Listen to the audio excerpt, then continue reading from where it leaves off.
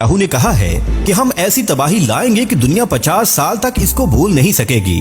दूसरी तरफ अमेरिका का बहरी बेड़ा भी इसराइल की मदद के लिए रवाना कर दिया गया है।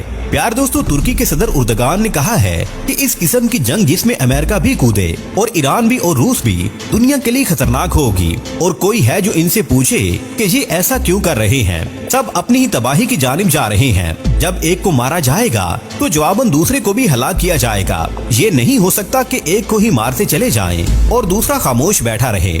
अब जैसा कि ईरान ने कहा है कि हम इस जंग में शरीक होंगे, ये तीसरी आलमी जंग की जानिब बुलावे का ऐलान है। इस वक्त गजा में सूरत-ए-हाल इंतहाई मखदूश हो चुकी है। न बिजली है, न पानी है, न कोई खानका महफूज है और न ही कोई इमारत। लोग नकल मकानी करने पर मजबूर हो रहे हैं। जाहिर है इनको पानी भी चाहिए और बिजली भी और सहूलियाती जिंदगी भी। इस वक्त हर तरफ खौफो हरास फैलाया जा चुका है।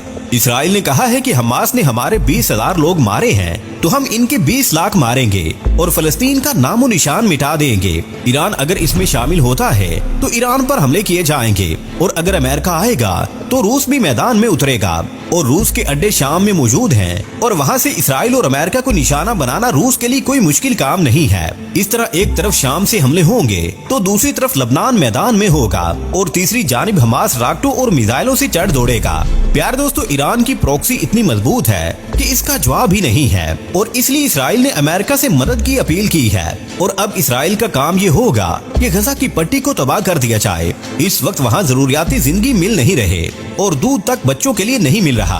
उर्दगान ने ये बात कही है कि इसराइली अज़ाइम खतरनाक हो चुके हैं और पूरे खित्ते को खून में नहलाने की प्लानिंग की जा चुकी है। नेतन्याहू ने कहा है कि हम पूरे खित्ते को बदल देंगे, लेकिन दूसरी तरफ इसराइल तुला पड़ा है कि गजा की पट्टी में खून की नहरें बहा दे। अब रूस जब इस खित्ते में आएगा तो वो शाम से हमला आवर होगा, इसलिए कि इसके अड्डे शाम में हैं और इसकी फौजें शाम में मौजूद हैं। अब ये जो लड़ाई हुई है वो पूरी की पूरी आलमी जंग की जानिब जा रही है। शाम भी, तुर्की भी, ईरान भी और रूस भी और अमेरिका भी सब इसमें शामिल हो रहे हैं। ये जंग सिर्फ जगह की लड़ाई की है। अगर अब भी हम सोते रहे तो हम मुस्तकिल तौर पर मस्जिद अक्सा से हाथ धो बैठेंगे।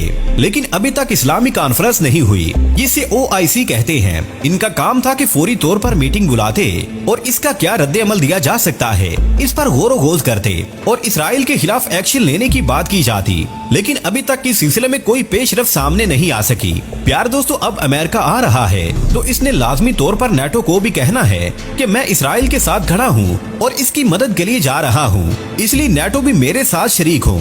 इस तरह सारा यूरोप भी इसराइल की हिमायत में खड़ा हो जाएगा। लेकिन मुसलमान मुल्कों को शर्म नहीं आएगी और फलस्तीन को जलने के लिए छोड़ देंगे।